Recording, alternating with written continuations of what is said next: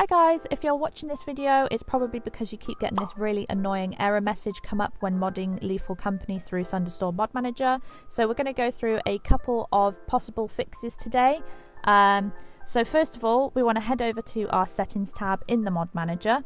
And once you get there, you want to head over to the locations tab where you will find something that says change Lethal Company directory. So we're going to click on this and it will bring up a folder on your computer, to which you go to your Steam library folder, Steam apps, common, and then from there you're going to find the Lethal Company folder and select the lethalcompany.exe file from there. Hopefully this will fix your issue. It's really straightforward. If it doesn't, however, as you can see, it's working perfectly fine for me here, but if this doesn't fix your issue, there is one more thing that we can try, which we're just about to go over now. So that again will require you to go to your settings and again to locations, and you will find this here browse data folder. Select that and again it will bring up a folder on your computer, and once we're inside the folder we are going to go to the Lethal Company data profiles, and then you're going to select the mod profile that you want to launch.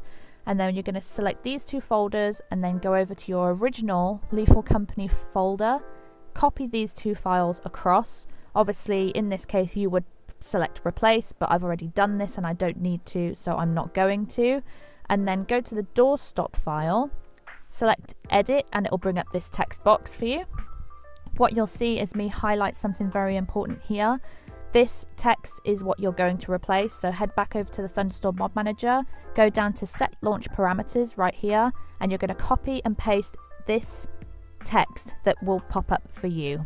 So copy and paste that over into the text box that we just opened up, and then obviously it's going to bring up a save box. I click don't save, but in this situation you will click save because this is what is going to launch your game for you. So then you go back over to your Lethal Company folder, you launch the game from that lethalcompany.exe file, and hopefully everything works just great. If this helped solve your issue today, then please consider leaving a like on the video. It will really help me out, and maybe even consider subscribing, and I'll catch you in the next one.